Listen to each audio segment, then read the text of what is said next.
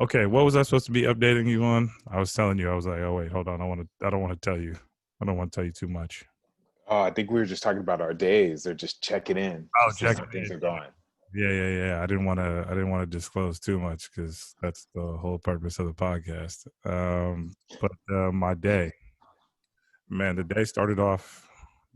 Actually, no, let's not. Come on, man, you're the guest. You tell me about your. That's super rude.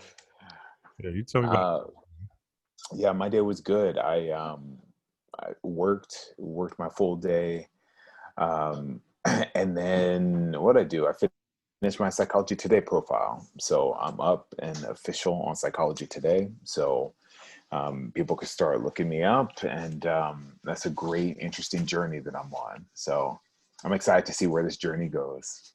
Okay, and Psychology Today, is, for folks who don't know, is like a directory. Um, Yeah, absolutely. It's a mental health directory. So if anybody's looking for a therapist, some mental health support, they can go ahead and go to Psychology Today and find a therapist in their area. And it's a great resource. Um, are there like I'm assuming there are categories that people are like that can like choose, specifically if somebody was looking for a male therapist or somebody was looking for like maybe a queer therapist or something like that, then they have that option to like, I don't know, search or filter. Yeah, absolutely. Yeah, so I think a lot of it, and I think that's kind of the allure of it, is people being able to search for a black male therapist. Since sometimes there's a misconception that there aren't too many of us out here, but we're out here. We're out here. Yeah. So yeah, it's a hub for people to be able to find us. So you can search for like religious preference, like who takes what insurance, what language they speak, that kind of thing. It's extremely helpful. Yes, it is. Yes, it is. All Yeah, because I think not a lot of people really know where to find therapy, and I think that's part of one of the biggest things is breaking down that whole barrier of like where to access mental health services. Sure. Yeah. And then even like, what is it that I'm looking? I think that process alone of looking for a therapist actually is, Mhm. in a sense, it's therapeutic, right? You're like, oh, okay, well, these are the things that I'm looking for. Maybe this is a problem that I'm having right now. And this Mhm. person could provide me some type of support. All right. Exactly. Yeah. Exactly. All right. Cool. All right. So another step in the journey. Uh, Another step. What's that feel like when I mean, as someone who's finishing up their MSW, yeah, what was that like to kind of get your name up there on the directory? Was it, was it you any know, than another time or something? Oh, it feels different. It feels good. Actually, it feels really good. Um, this is a long time in the making, and it's a blessing, and it's an opportunity. It's an opportunity, like personally and professionally. mm, Like I think I'm really big on mental health services being provided to people, especially people of color, especially Black men, mhm. and to be a Black male clinician and to be able to put my name out there to provide these services is personally rewarding, but then it's also professionally rewarding. It's like, all therapists who go into private practice are small business owners. So this is a nice venture. And it kind of is a step back when I look back and like see like, oh yeah, these are my credentials and I'm amongst this group who have these credentials, and pride comes, a big sense of pride. So I'm just grateful, man. It's a lot of feelings. I could imagine that. And that's really why, I came across when I came across your name, it was for a training. Unfortunately, I wasn't able to make it, but it was for a Zoom training I think you put on. Oh yeah. Yeah, I was about to ask, how'd you find me? Yeah. It's cool that we connected, but how like, oh man, just on the internet at 11 o'clock at night, and just scrolling through, and here you go. Now, Oh Lord. I saw your name on. I saw your name on an email that went through my school email at San Francisco State, And, automatically I was like, wait, hold on. Okay. A black male practitioner, a mental health practitioner? Wait, licensed? Oh, well, look at what we have here, Yeah. essentially what I'm aspiring to be. And you were doing a training, and I'm like, oh man, okay, all right, like homeboy is training folks. All right, I like it. Not only a practitioner, but Yeah. an educator as well, and that's super cool. I don't know if we necessarily talk about. Well, I don't want to generalize. We really haven't talked about that portion of social work within my program, and that's not to knock the program. It's just something we haven't talked about, right? And we've had brief conversations uh, about kind of alternative paths in social work, which I think makes the yeah the kind of the degree desirable because you can take it in so many different directions. And I've seen that firsthand. And the more, the more social worker or the more MSWs that I meet, even LCSWs, um, yeah, the more I'm like, oh damn, like you're in this profession, but Yeah. this doesn't work for like a federal agency. You don't work for a federal agency? Oh, okay, cool. Because that's, I mean, again, talking about my own vision and where I see myself, it isn't in the traditional social work path. And I think those opportunities need to be talked about a little bit more. And I want more people, specifically people of color, specifically men of color, specifically Black men, to explore this path because I do think that there is, yeah, it's just a great connector. To put it Mhm. simply, it really does connect systems. It connects people, and we need that. So, yeah, that was a long-winded way of saying that's how I met. That's how I figured I Yeah. found. But you found me.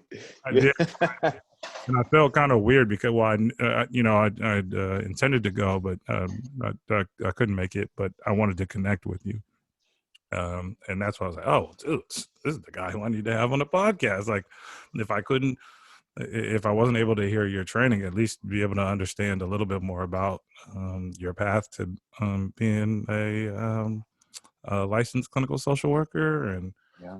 your path to education, because I don't know if that's a story we tell enough. Um, and yeah, I mean, again, from just talking to you the first time, really, you come across as a super easygoing, humble guy. You know what I mean? Thank you. And so I was Yeah. like, not making it too hard, Chris. So let's go for it.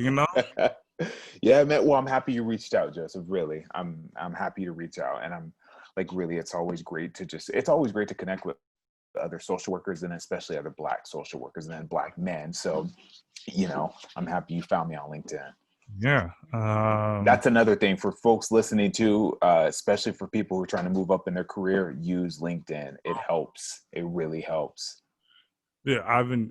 So I'm working alongside a professor at San Francisco State in um, an independent study to um, essentially rewrite a curriculum for 2 classes, right?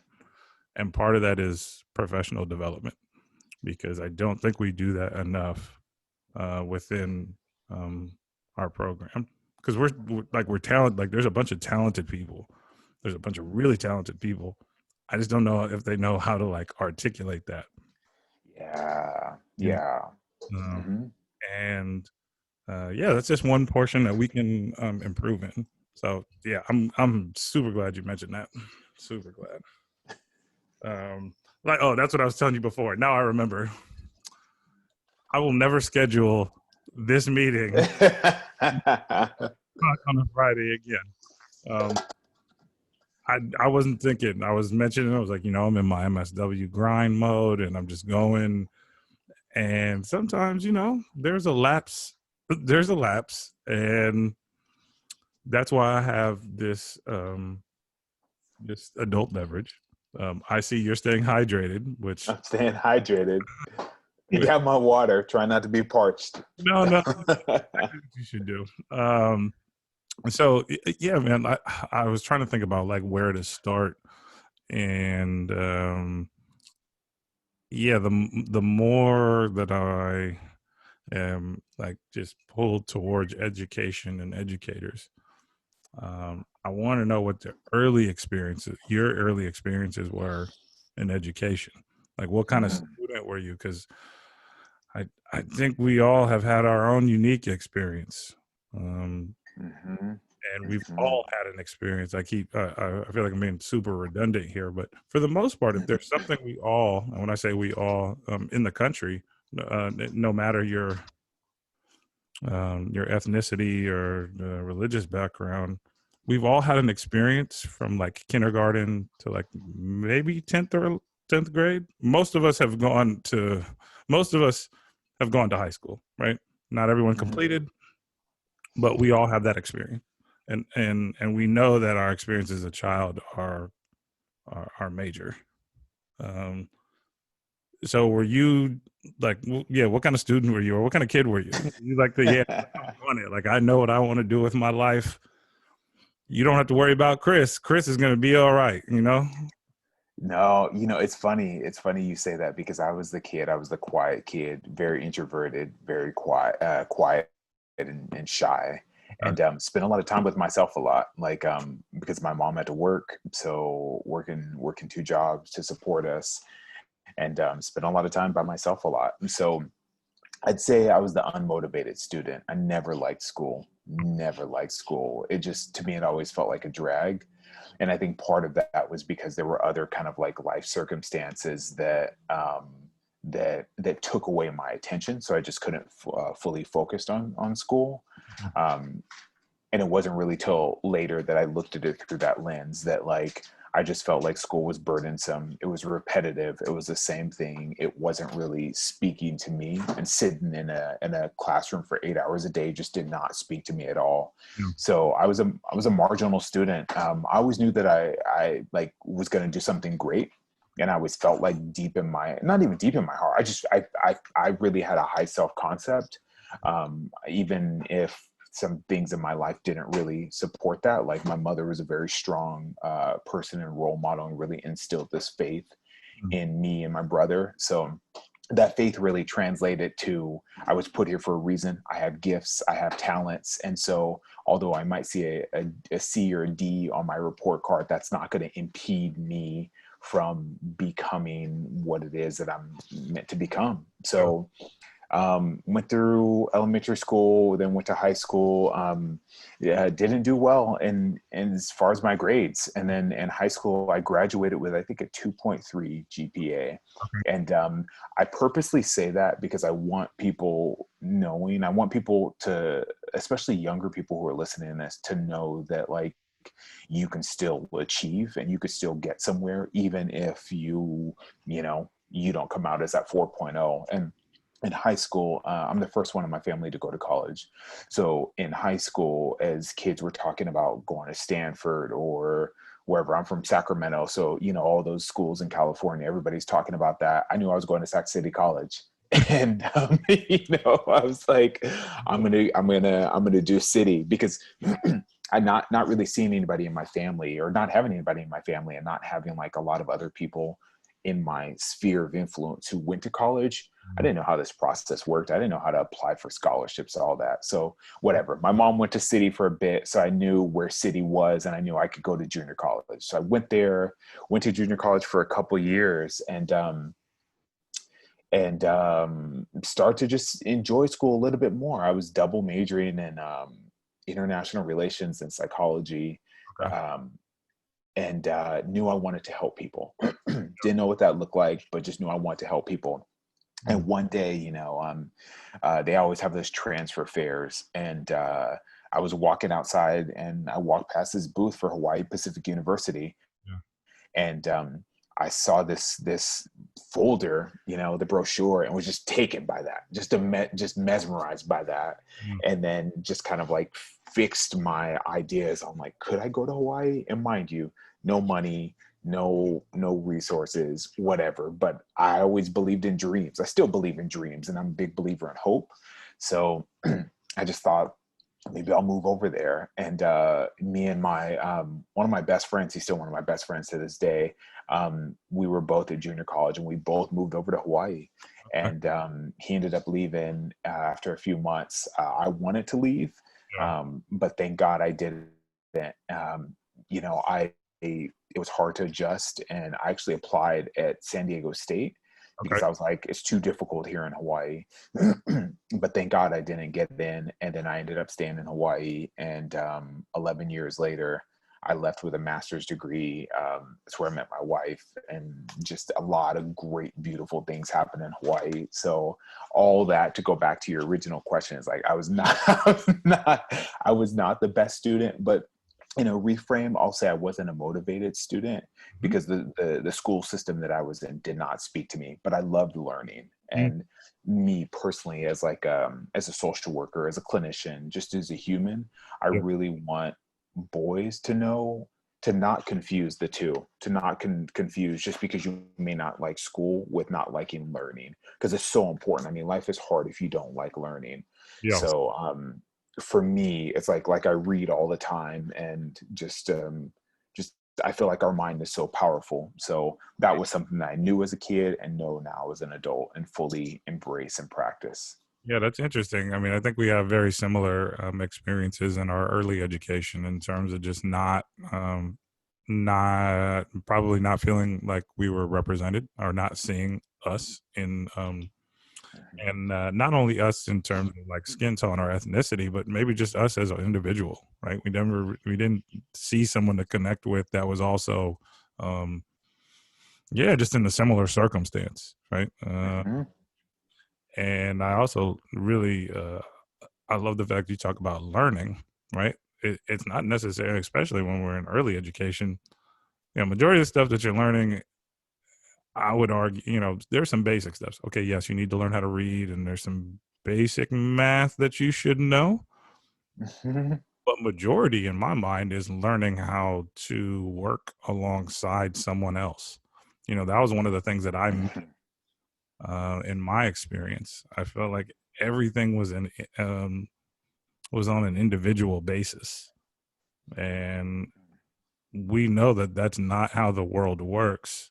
But that is, that's how a lot of schools are set up, and that's how Yeah. families approach education. Well, don't work. I can't, I can't, I can't count how many times I've heard. Well, don't worry about them. You just need to make sure you do what you have to do. Right. Yes, in a sense, I understand. In theory, I understand that. But the more as I've become an adult, I'm still working on becoming an adult, by the way. I think that I see too many examples of people's struggles with communicating with each other. Mm-hmm. And I tie that directly back to our early experiences in education and how we're not encouraged to, like, I was thinking, so clearly we weren't the 4.0 students. But if we go back and we look at those 4.0 students, were they like, okay, you got a 4.0, but did you help someone else, pick their grade? Mm-hmm. How did you support other people? Mm-hmm. Change that Mm-hmm. paradigm within education. Be like, no, the best student are the what's it called? The valedictorian, like the valedictorian. Like, no, Mm-hmm. you got the highest grade. Maybe it's you got the highest grade, but you helped so many other people in some way, right? Mm-hmm. That's kind of where my head went when we were talking about learning. Um, and really falling in love with learning is much more important, because once you get that, yeah, well, I guess once you are able to get to that point of curiosity, Yeah, that's the word. and not sky, stars, whatever you want to call it, is the limit.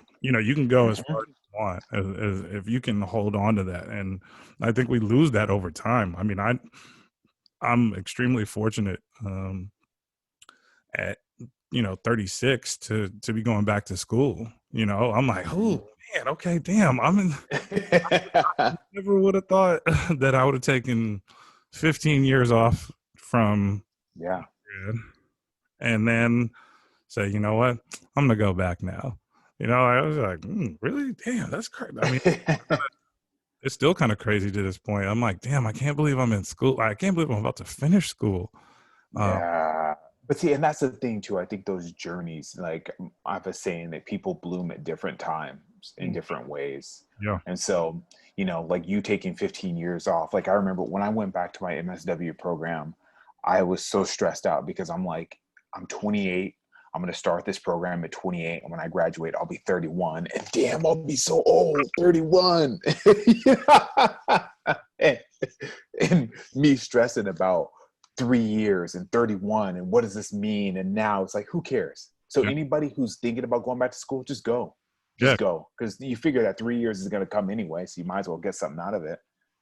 Get the most out of it. Get the Get the most absolute out of it. most out of it. And there are some people who are kind of self learners, and so they can kind of go throughout life. They have, I mean, I think we would call it like street smarts or something like Mm-hmm. that. And I think those are very few. Mm-hmm. And I think that there's so much potential in a structured learning environment. I mean, there's nothing else like that. I have my own um, feelings and feelings about improving education, but Mm-hmm. I have to be honest. I don't think there's anything like that learning environment where it's encouraged. You know what I mean? Like you just get in the class. I mean, well, now we're in a virtual classroom, but we're all getting accustomed to that. We'll get there because I want to hear your thoughts based off the trainings that you're doing. But yeah, just getting in that classroom, that energy is infectious, man. And It is. you got a bunch of people that are going through the same thing. Like, hey, does your brain hurt today? Like, my brain hurt last week. It's gone today, Mm-hmm. but we're gonna push that limit that we thought we had. Yeah. You know what I'm saying? Like, that's what we're gonna do. Um, Yeah. yeah, I mean, I guess this is a great transition into now, man, because we're in a, you know what? I'm not gonna say unique. I'm not gonna say odd. We're in a time of creativity Mm-hmm. where an opportunity, and that's what I thought about when I saw your training. Mm. I was like, oh, this dude, yep, okay, Chris, like, yep, you're getting on it. He's like, we're doing something new. Okay, well, let me help y'all out. Let me help y'all. Yeah. You know, Yeah. let me help y'all out. Okay. Um, so what exactly was you don't have to go into obviously you don't have to go into all the details, but general overview, what was the training that you were doing for Zoom? I believe it was Zoom education, or was it group facility? Yeah, you tell me. Yeah. So it was how to facilitate a group, like a support group over Zoom.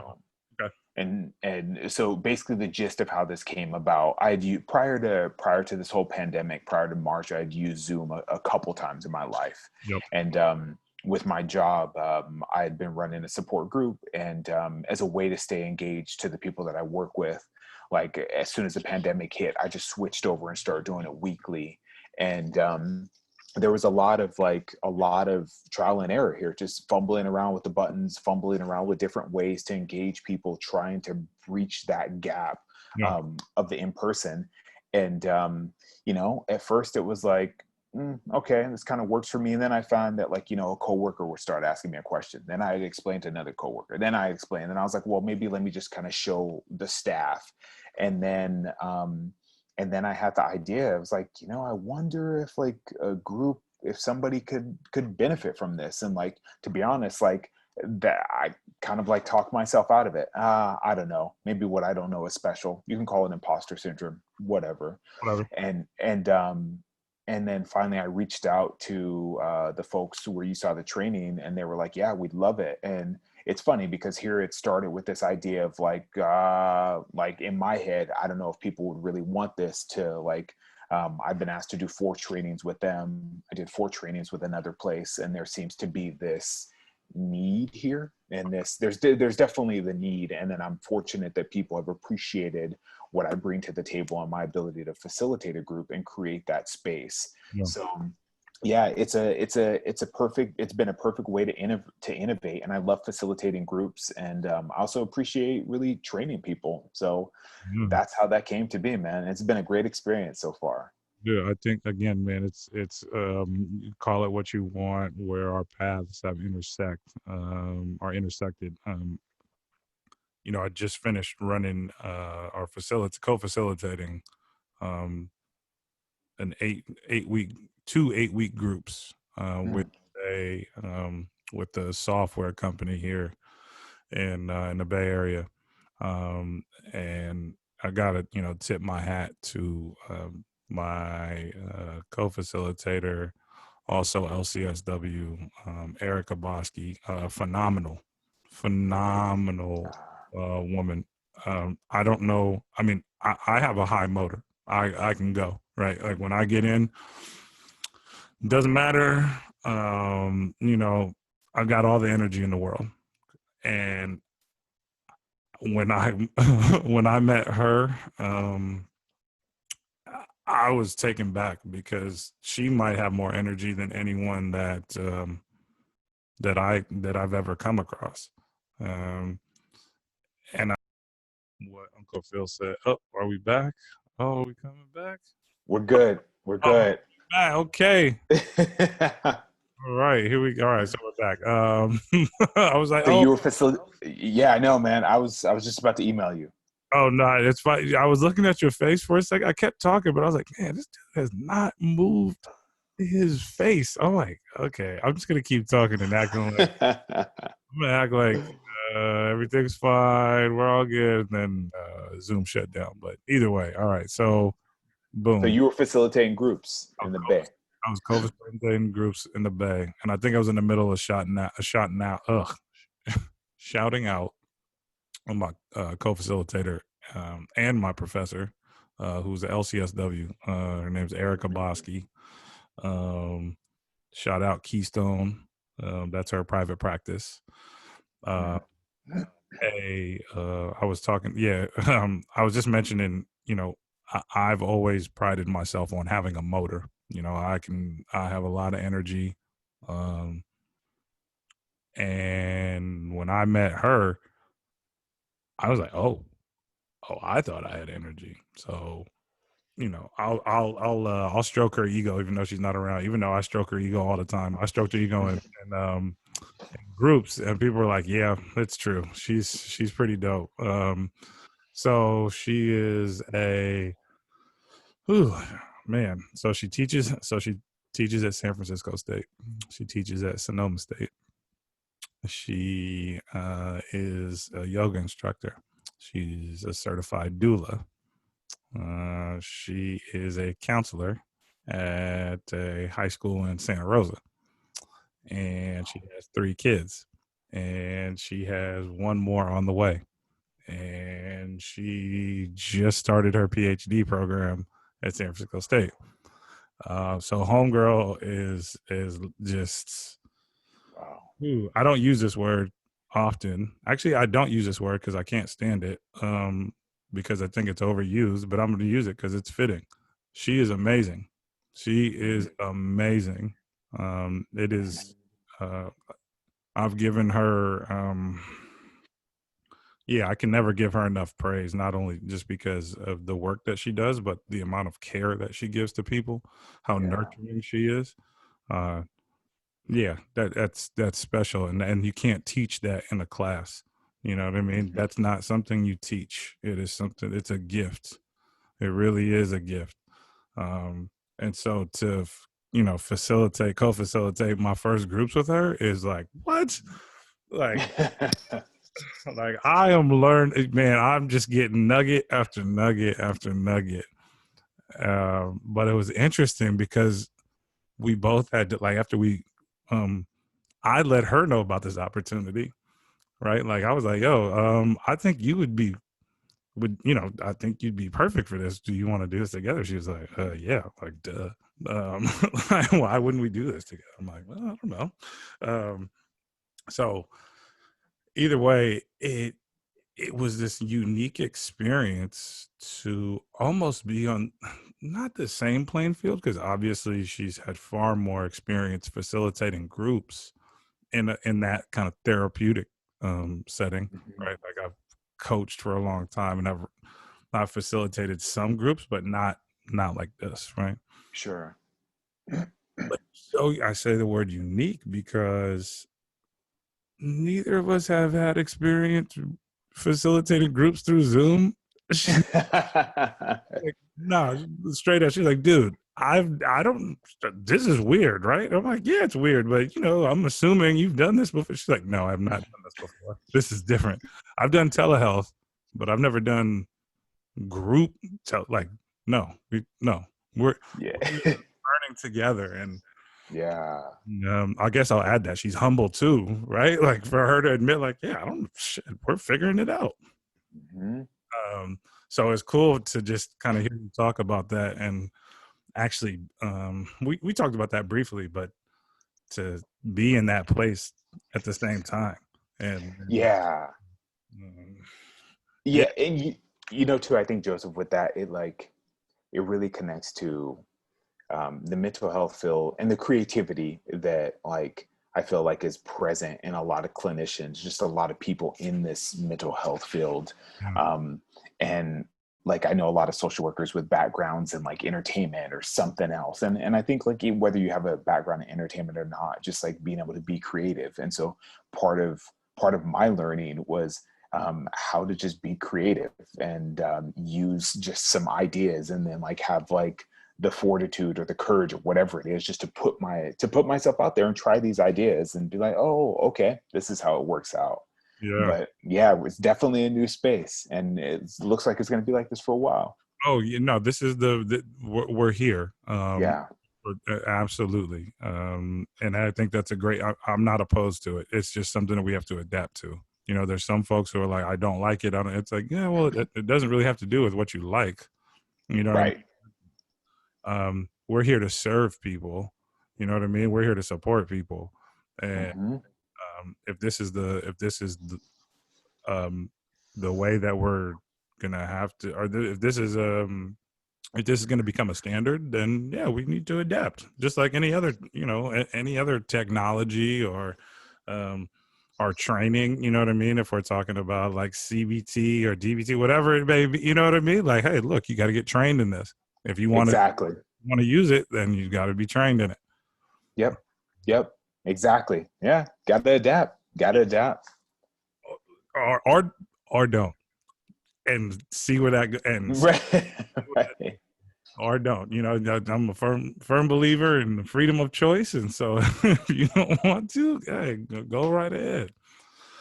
Um, so you talked about creativity, and it made me think of this rabbit hole I went down today. Mm.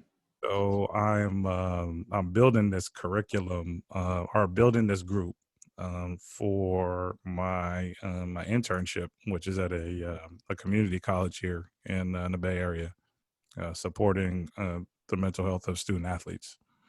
Oh, okay, cool. Yeah, and I've partnered with a friend of mine who does mindfulness work currently with student athletes, and so it's all about the collaboration. And Hmm. yeah, he's another black male, and I'm like, yeah, let's dude, this is the work we should be doing, right? This is Yeah. important. Um, but we kind of had one of those, when you start working with someone or you start working on something, it's extremely exploratory at first. And you might be concentrating so hard that you can't really get to the answer you're looking for.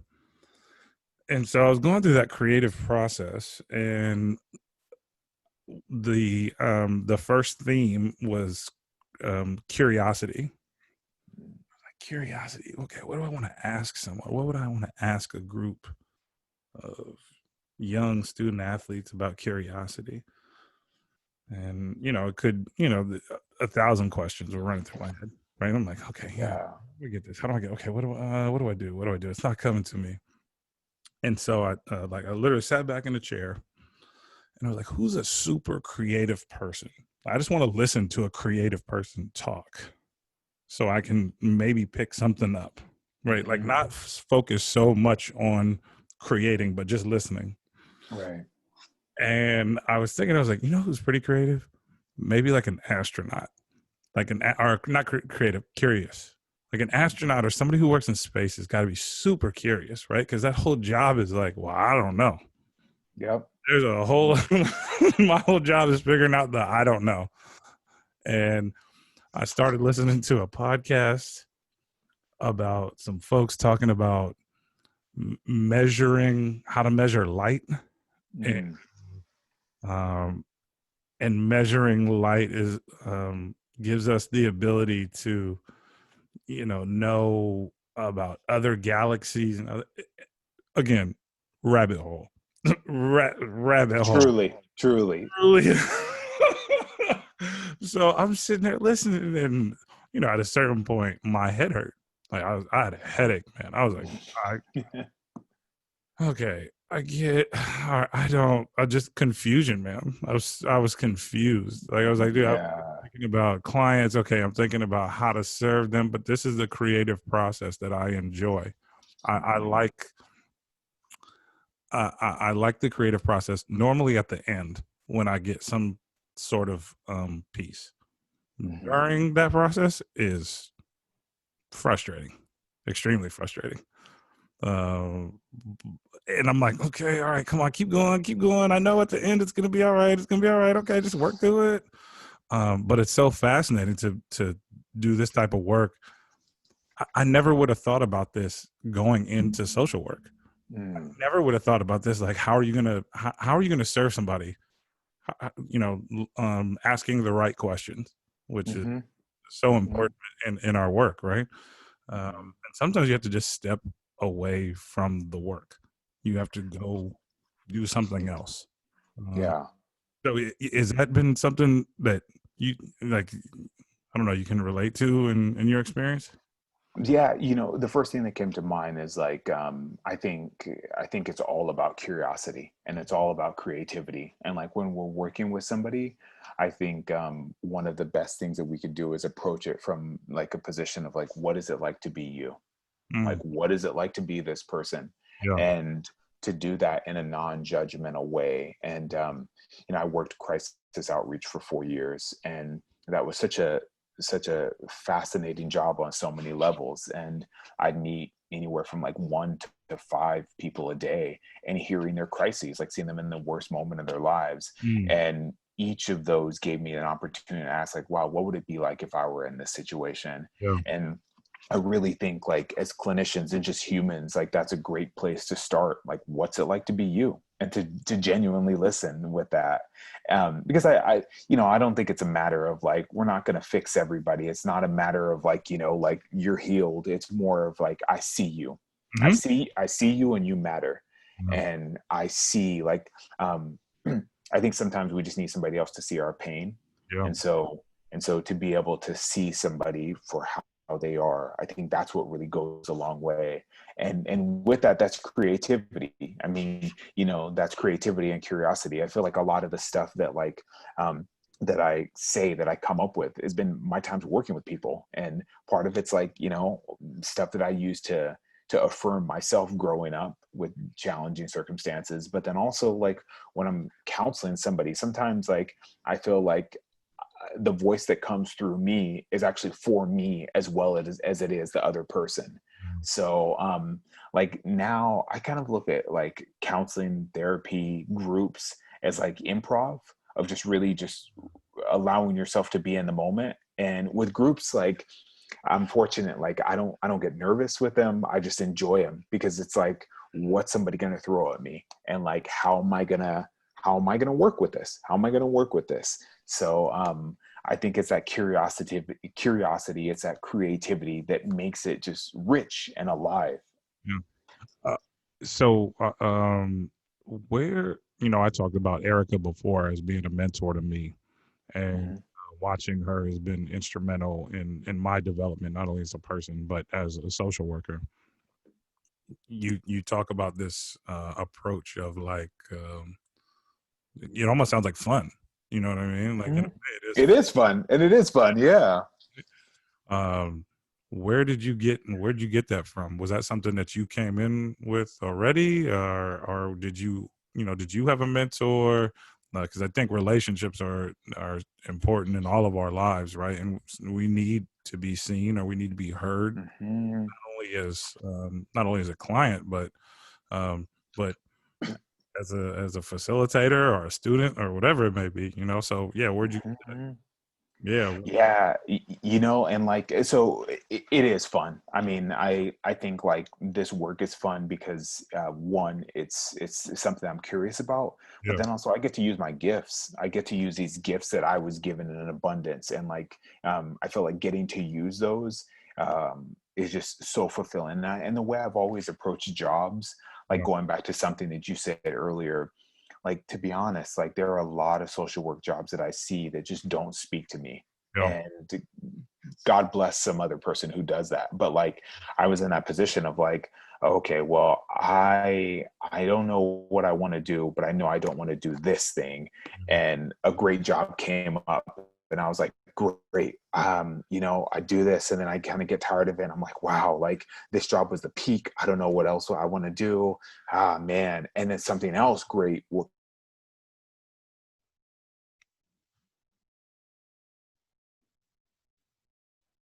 But like as far as a mentor, yeah, I've been really blessed. Like I was so I knew I always wanted to get a master's degree, like from the time I was 17, because okay, I always felt like seeing how hard my mom worked, I felt like education was the path to a middle class life, which we didn't have and which was not guaranteed. So got my I knew I wanted to get a master's, and after I got my bachelor's I took maybe 5 years off from school, something like that. And I worked with a bunch of social workers, and my boss Brooke, who one of the best bosses I've ever met and just a great human, um, she encouraged me to go get a social work degree, and she got me too. There was a black man. I was fortunate to encounter a black man who was also a social worker, who explained to me what social work was. Because when he first brought it to me, I was like, I don't want to take people's kids. I don't want to. I don't want to do. yeah. I'm not interested in taking people's children.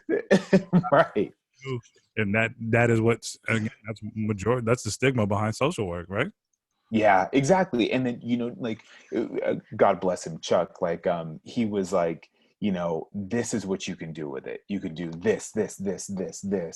And, like that planted a seed. And so I ended up applying for my MSW program, got in. And then while I was in there, I met another man, Tony Alvarez, who is an LCSW. He is an expert in adventure therapy, which is phenomenal.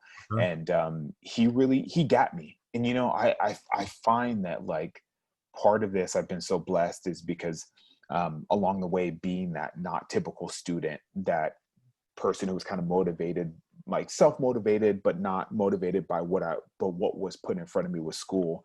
I Yeah. was really blessed to meet three people in particular who were social workers who really got me and Mm, who really spoke to my gifts. And so, like these people knew that, like, yeah, was I the greatest at like documentation and punctuality? No, I wasn't. That was an area of growth which I've worked hard on. yeah. But like they saw my other skills and felt that those other skills had value. And Yeah. so I really, really appreciate that. So like I did have some mentors and totally believe in mentorship. I think is like there's so much to be said about seeing somebody that you want to aspire to. Yeah. Yeah, that representation is important. I think right now we're seeing it regardless of your political views. There- Yeah. There's a woman of color that is in the vice president's office, Hmm. and that has got to be incredible, not only for people of color, but specifically young black girls. Yeah. That's huge. That's got to be Yeah. major. You know what I mean? Yeah. I remember reading the story a couple years ago about how kids of all races perform better if they had a black teacher Yeah. and seem to, yeah, like their black teachers more and respond more. And I just thought that was really powerful. Like just the influence of like, and the impact of having black teachers. And then especially if you're a black student to be able to see that reflected back.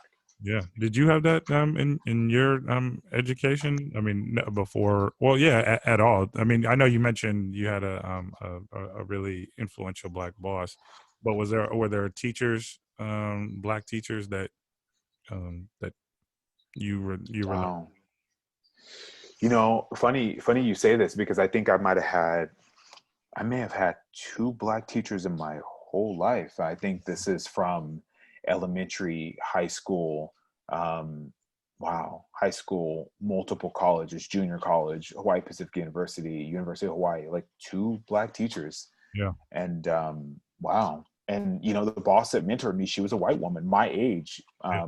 phenomenal. But like he was a colleague. But yeah, I'm trying to think, have I had a black boss?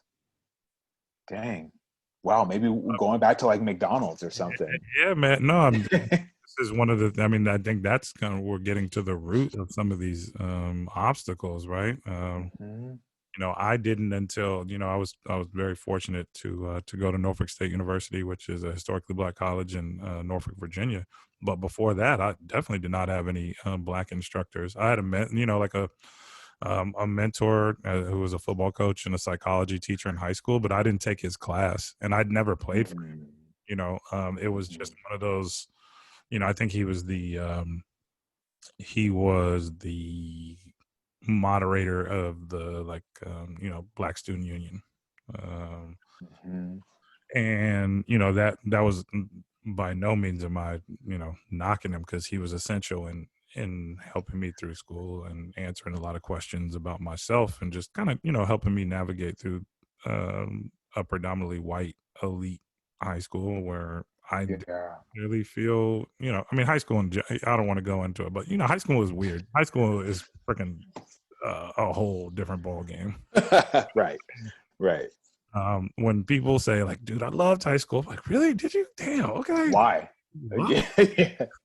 It's so strange. Everybody's but yeah, no, there's folks who really did love high school, and again, no knock on them.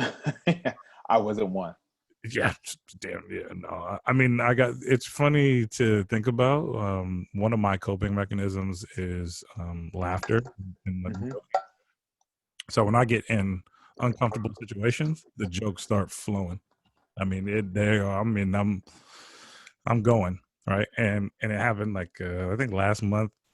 I went out with a couple friends.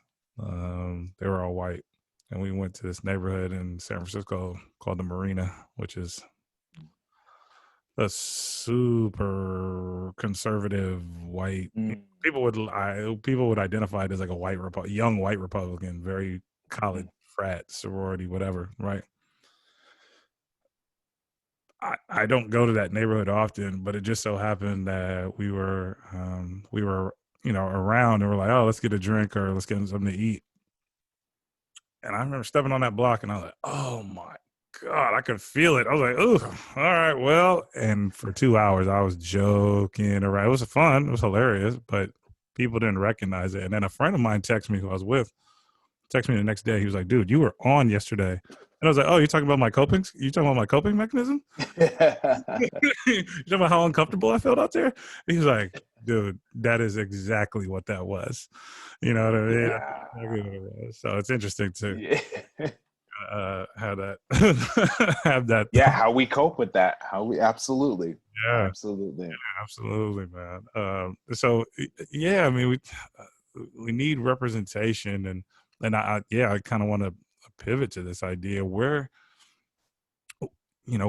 what's our job. What's our job to continue um, kind of bringing black males specifically, as we are two black males? Mhm. How do we bring people into this? Because we've seen another side, right? How do we bring Mhm. people into how do we bring people into social work? Because it was a pull for me. I mean, I wrote about this in my what is that? My personal statement. when I Oh was yeah. Hmm. applying up San Francisco State. I talked about the um, just the whole process of applying to a school that, in my mind, is predominantly white, that is Hmm. controlled by predominantly white. Um, yeah, we'll just say predominantly white. Sure. I'm explaining, or I'm trying to advocate for myself Hmm. how to support the community that I come from. Hmm. You know what I mean? Hmm. And that was weird to me.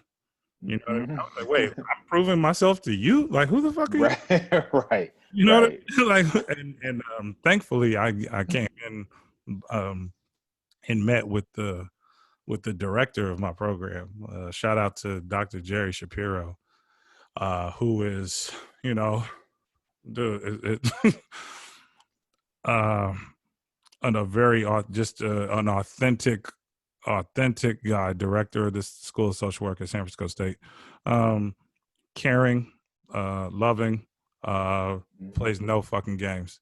You know what I mean? He's like, man, I didn't, I'm not here for me. You know, Yeah. he's got his hand in so many different movements, and he's, I mean, what, Jerry's got to be like 70 years old, but still curious, still curious. Yeah. 5-minute conversation with him about curiosity, just because Yeah. I want to learn from him, man. I'm like, dude, you're still doing this, and you're not one of those people who's like, well, I know because I've been in this business for so long, or I've been in education for so long. He's like, no, I need to learn. I'm still here learning. Hmm. Absolutely. Still, Absolutely. so that whole process was difficult, but I'm glad I met with him before, and I truly think that that meeting before I wrote my personal statement was very helpful. Uh, Hmm. and yeah, just thinking about that idea, I was like, man, Man. I'm selling myself to some folks I don't know who could very easily Yeah. not even, uh, so I see that as hindering. I could see where other people Hmm. would be like, dude, I'm not doing this for what? I know how to Hmm. serve. I know, I know how to serve my community now. What do I need this piece of paper for? And I'm like, yeah, dude, I'm not arguing, but yeah. So how do we, Yeah. again, Well, how do we blend? I gotta say, like, as far as my personal statement, I was told that I bombed my personal statement by somebody at the school. So, so by a gatekeeper, I was told, the exact words, you bombed your personal statement, Mom, and bombed. That's the exact word. That's the exact word. But it was a lesson, So yeah. uh, um, a quick segue. Like when I decided I want to go back and get my MSW, Mm, I needed to complete like three prerequisites. So I go ahead and do the classes and write my personal essay. That boss who I mentioned, and then the black man who I worked with wrote me letters of recommendation, and they were renowned and esteemed in the social work community there. okay. Excuse me. So they wrote me these letters, and during my personal statement, it was really about my desire to help people. It was just really of like, how can I use my gifts? And at the time, like, I wasn't really sure what that looked like, and I thought like maybe I could be a life coach or a pastor. Um, with the foundation being I want to help people. And so, the feedback I got is like social workers aren't life coaches, social workers aren't pastors, social workers are this. And this person was just very much like, this is not this, like, we're going to have to really see if like you would be a viable candidate. And Mm, fortunately, yeah, like, and during that time though, but during that time, like, I think there was maybe like a week in between, like when I heard that, like, Chris, you bombed your personal statement. um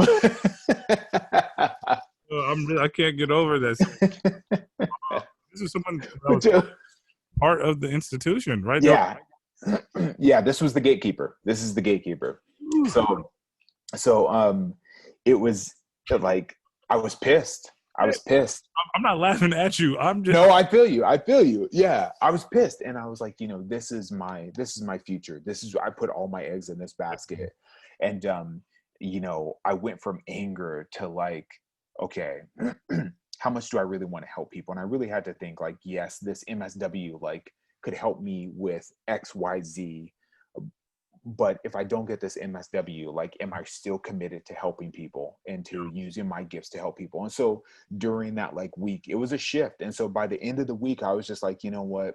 I was resolute. I was steadfast. That's a word I use a lot, steadfast. Okay. And so I was like, no matter what happens, I'm still going to help people. I'm still going to use my gifts to the most of my ability. And then like a week later, they called me and said, like, you got in and blah blah blah. And then but then still, I met pushback in the program. I had people tell me like, maybe social work is not right for you. I had a practicum that was kind of challenging.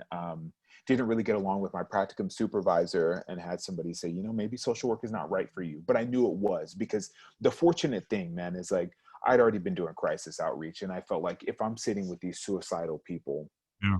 and I can do this, I can support people of the island of Oahu, then you're telling me that, like, who are you? Right. Who are you? Who are you?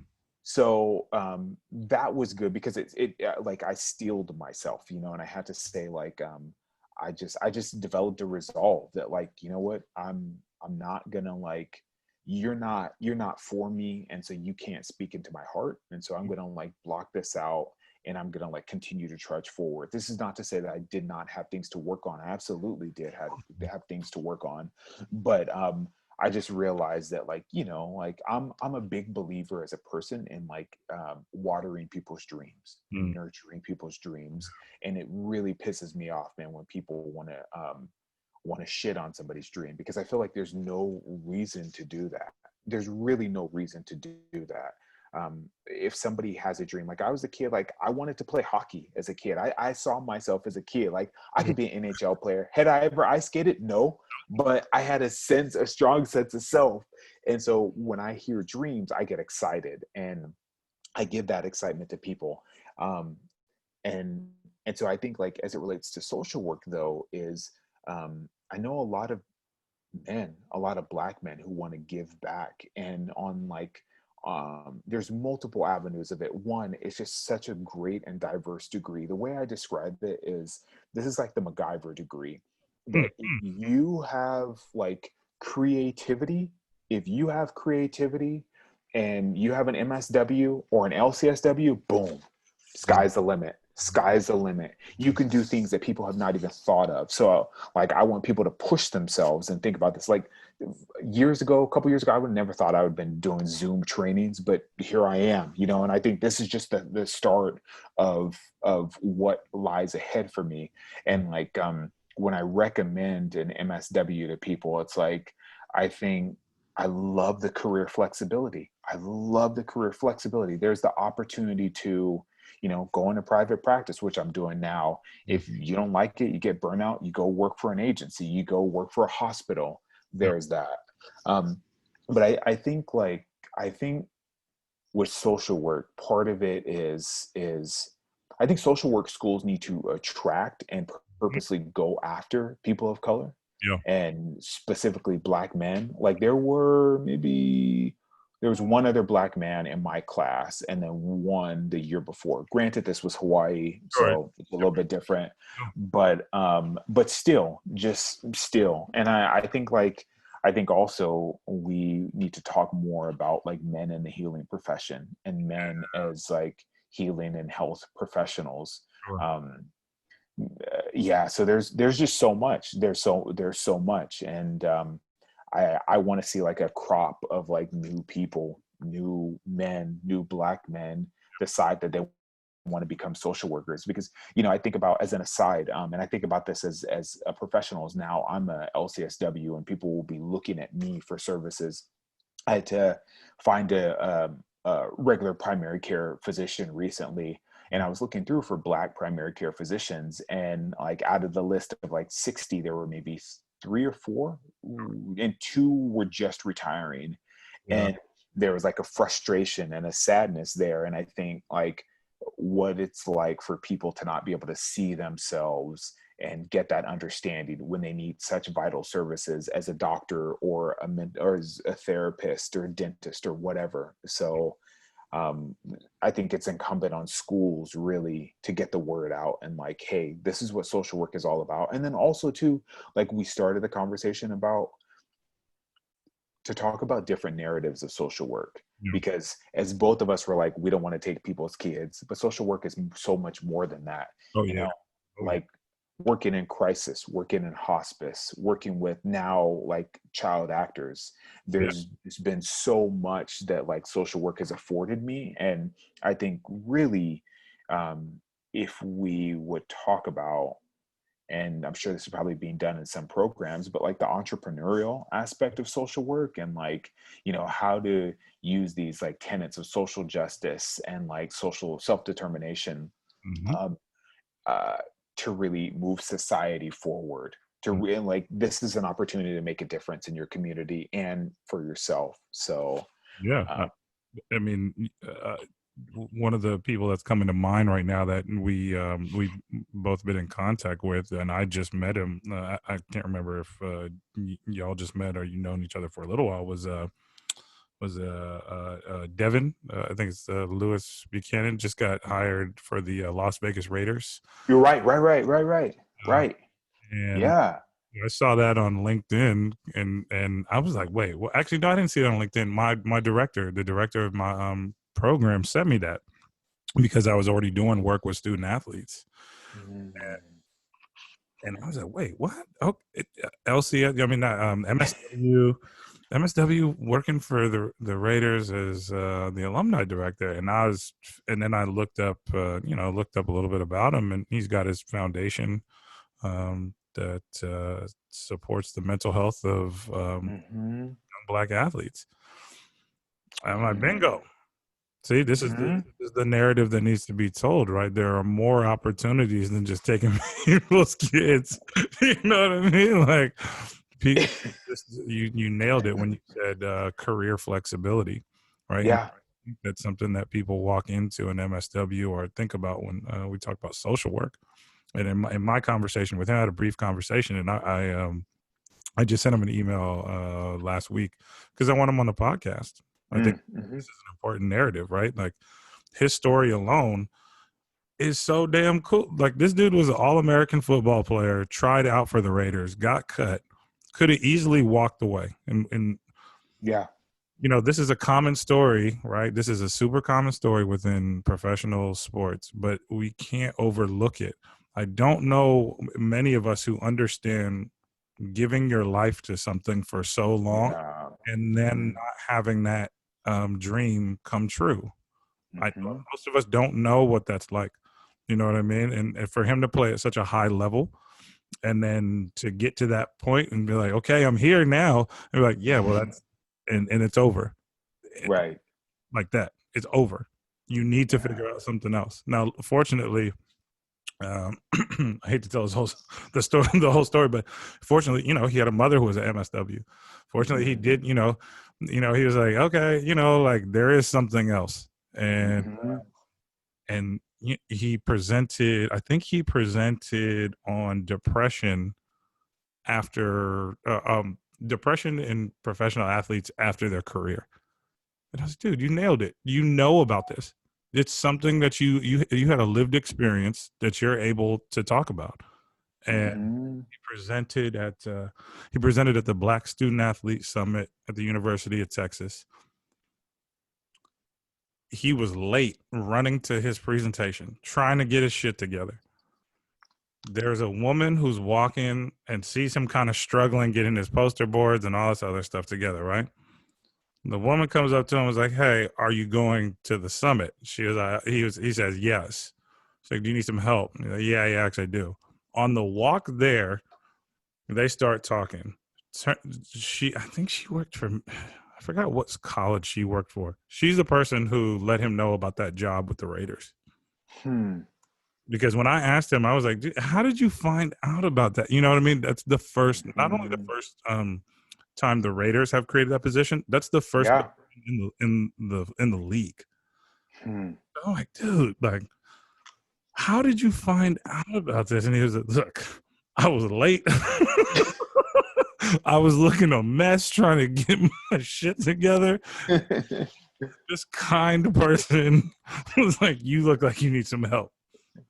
And Man. in that conversation between, you know, between him shuffling, getting to the elevator, in and out of the elevator, and then him presenting, Mm-hmm. you know, I'm sure there was, maybe there was a little bit more to it, but it's those moments, right? I was just like, dude, that is Definitely.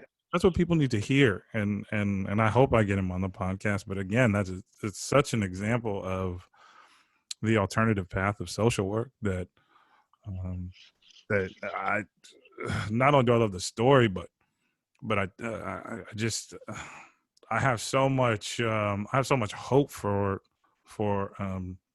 Black men, people in general, who want to Mm-hmm. explore social work. Um, so yeah, man, just thinking about that, man, I had to like pause because that when he told me that story, that's all I could do. I was like, I don't have a response. Like, Yeah, yeah, and I feel like there's so much to that because, again, um, the great thing about social work is like once you're licensed, once you not even licensed, if you have your MSW, like you could create the thing that you want out there, mm-hmm, and you could help a population that you like that you want to serve, that means something to your heart. And I think it opens so many more doors. And then also like there's the very real aspect of like you provide yourself a decent income, yeah, and in some instances a very decent, very comfortable income. mm-hmm, And like that was something for me personally that like that wasn't negotiable. yeah. That was not negotiable. I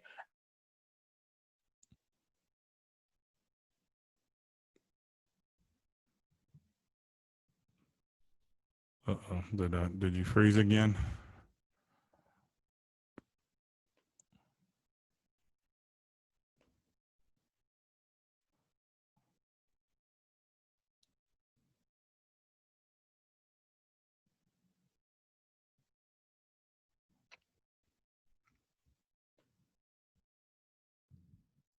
Okay. Oh man, man. I'm telling conversation was getting too good. The conversation was getting too good. And then, you cut. I was like, wait, hold on. At least oh man. this time when you froze, you had a great smile on your face. I was like, oh, okay, cool. At least he's happy in this one. The last time, there wasn't a bad look. The last time was not a smile. but you were talking about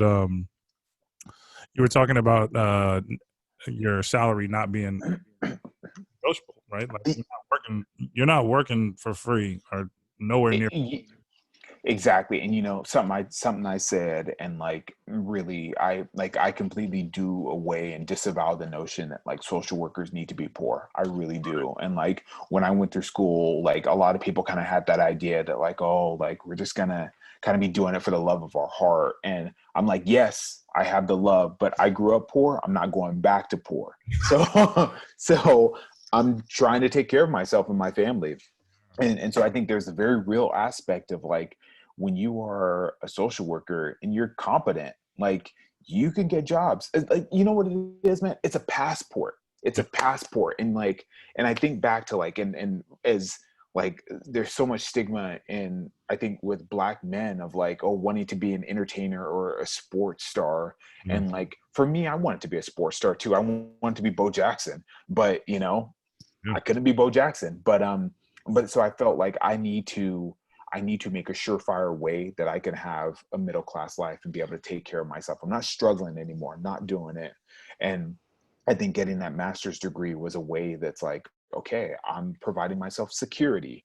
Sure. And of course, there's all sorts of things with like debt and whatnot. But like, I do want to encourage people that like social work is a path. Like if you're creative, if you have a heart to like help people and make some change, then like you could really do a world of good here, really do a world of good. There, So man, there's so much possibility. This is and I think it's really easy if you're not into helping people. If you're really not hmm, if you're not ready to give a part of yourself, then the mhm, degree is probably not for you, and you'll mhm. realize that really quickly. There's going to be a ton of vulnerable moments. I participated in 3 info sessions for San Francisco State, and my message has been the same for the most part. You know, what are you going to give to social work? It's not what you Exactly. take from this program. You know what I mean? You have to give so much of yourself, and that's going to make you laugh sometimes. It's going to make you cry. It's going to make you question your belief systems. It's going to make you question Hmm. your friends' belief systems. Can we be friends anymore? I don't know, man. Yeah. That can happen with family. That can happen with teacher. I mean, the whole, all everyone. You know what I mean? Hmm. And if you're not ready for that, then this problem, then I don't know if this is worth your time. Hmm. And after I did it, I talked to Dr. Shapiro, and I was like, was I too raw? He's like, nah, man, this is what we're. I mean, he's like, this is what we're trying to do, right? We in the most in the nicest way, we're trying to weed people out. Like Yeah. if this is not what you're about, then find something else. Yep. I can't. Yeah, it's been difficult. Like I've been, having conversations with people who went to go get their MBAs, and just having those conversations with them about their preconceived ideas of what the MBA was going to provide for them. Hmm. The upward mobility that in a sense was promised, um, and that's just not the case. I don't.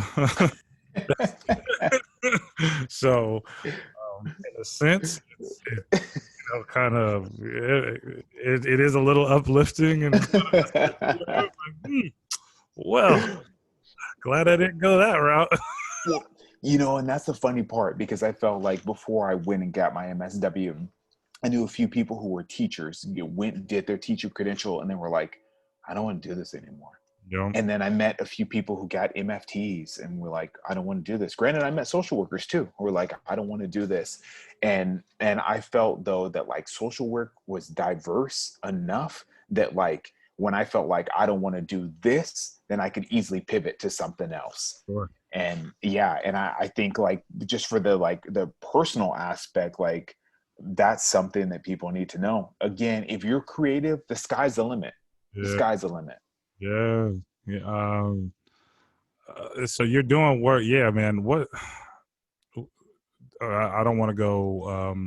Yeah, I don't want to go down the rabbit hole too much, but I do want to understand a little bit about your experience working in suicide prevention. Suicide prevention. Suicide prevention. Yeah, yeah. So, this is basically I was that program that like everybody is talking about now. Like when people talk about like maybe replacements, public safety kind of issues. So it was crisis mobile outreach. And I did it, man, because it was exciting and it was different. And again, talking about like not wanting to do normal social work jobs. Yeah, But then also too, like part of the clientele, like I know what it's like to be scared, and I wanted to work with people and help them with their fear. I wanted to offer support.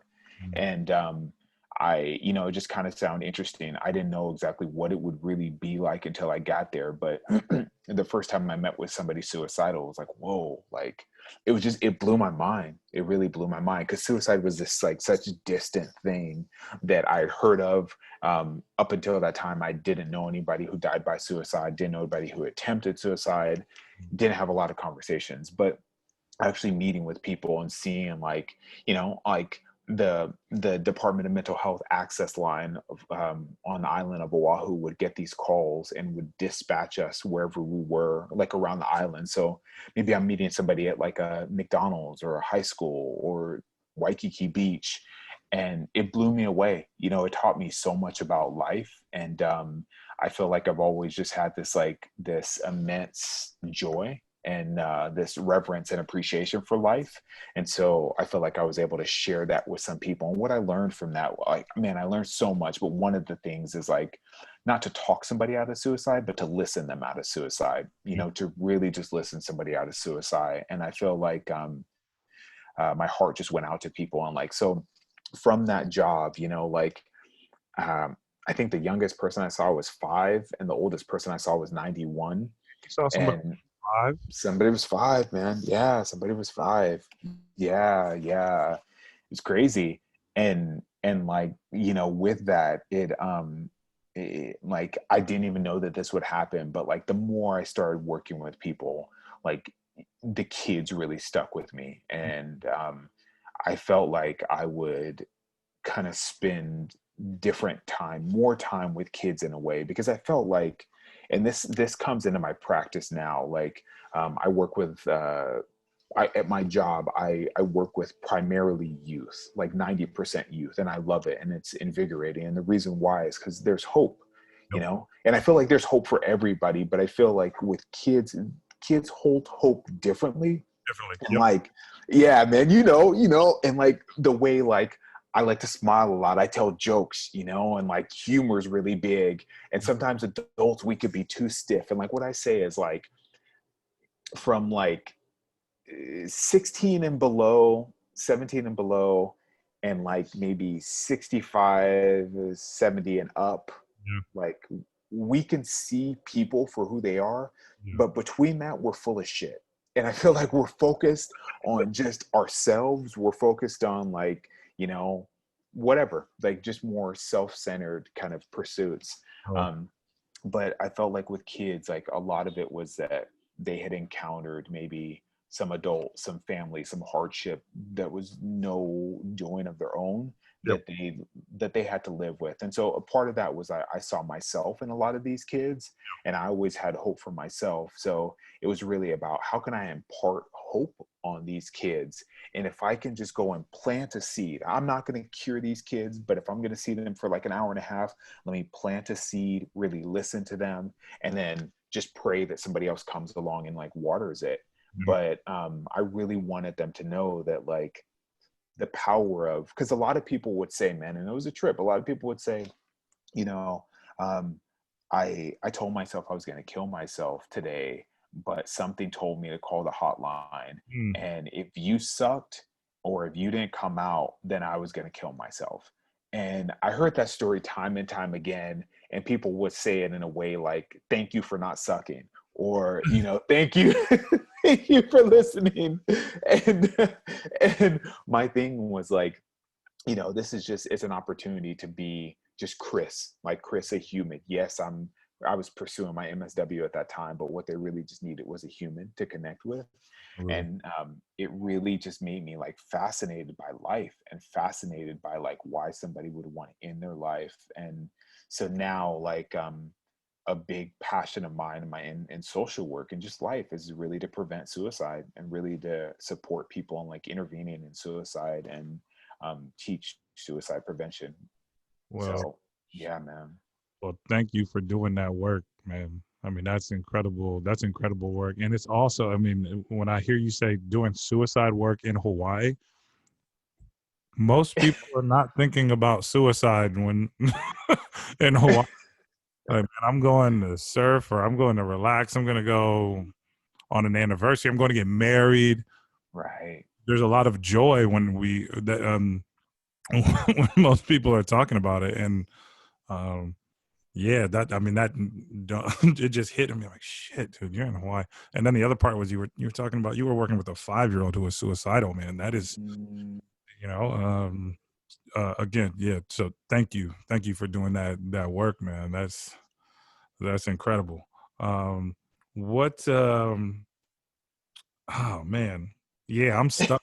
Yeah, hey, thank you. You know, I appreciate it because I think it was a blessing to be able to do that job. And I think it was one of the things that like my life experiences, all the life experiences, good, bad, everything in between, like led up and allowed me to support people that way. And then kind of as an aside, um, like when you talk about giving back, like I really resonate with that because I didn't want to be one of those people who just move over to Hawaii and just take.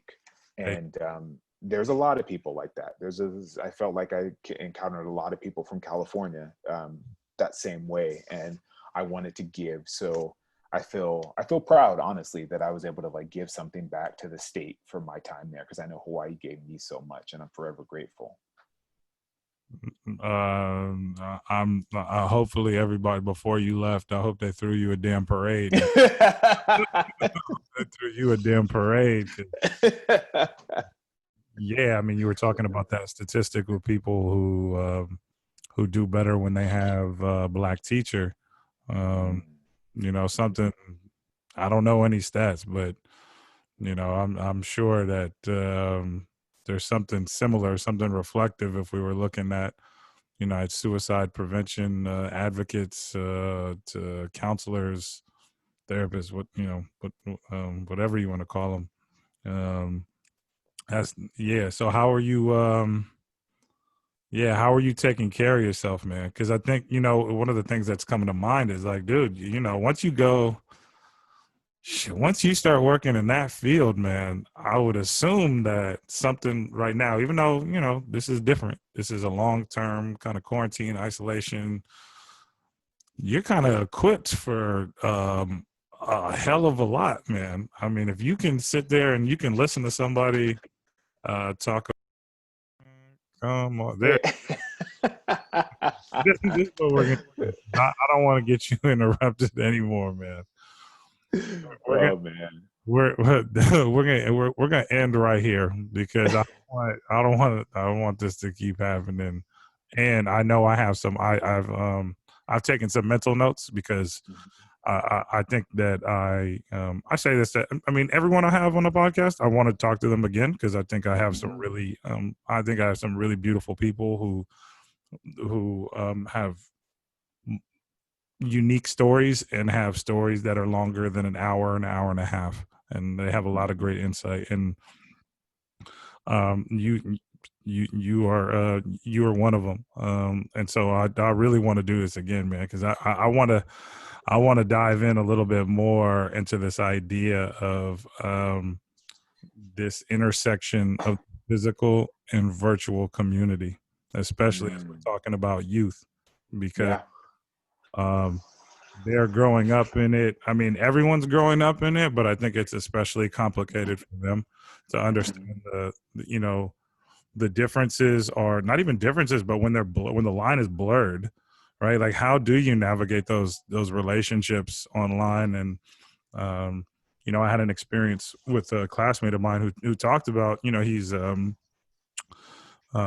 gay male, and he talked about his online community being super supportive of him when he was unable to come out. You know what I mean? Yeah.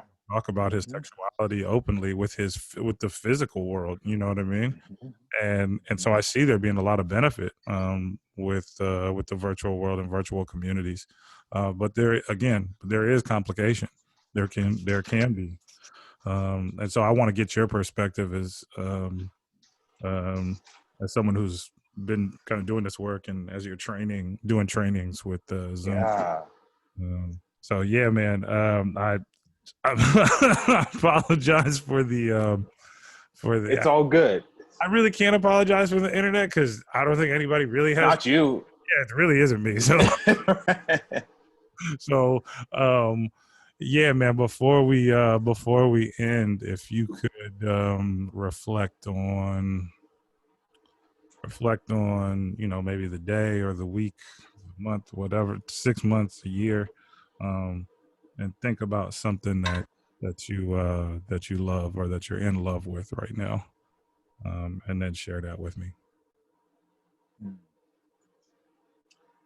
Ah, something I'm in love with. Um, I'm in love with my wife. There it is.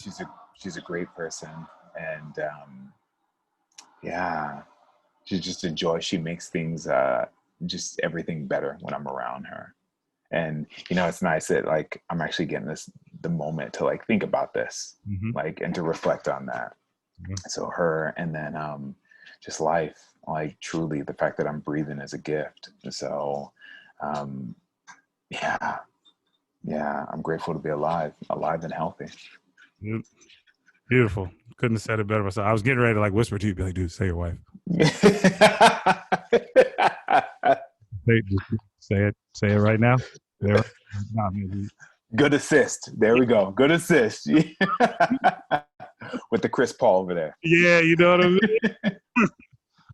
Well, yeah, like I said, man, I'm really grateful for you doing this. And yeah, we'll schedule another time. This won't be the obviously. Glad to. Yeah, we're going to have plenty of conversations, man. I'm going to be picking your brain about these groups. Hopefully, maybe, not hopefully, when we're able to work together. Absolutely. Absolutely. But until that time, man, enjoy the rest of your evening. Again, I'm sorry that I took up your part of your Friday night, but I'll make sure next time we're not impeding too much on our leisure time. We'll do it like an afternoon or something, like a Thursday afternoon or something. You know? It's all good, Joseph. Hey, great to see you again, man. And just thank you. I look forward to doing it again.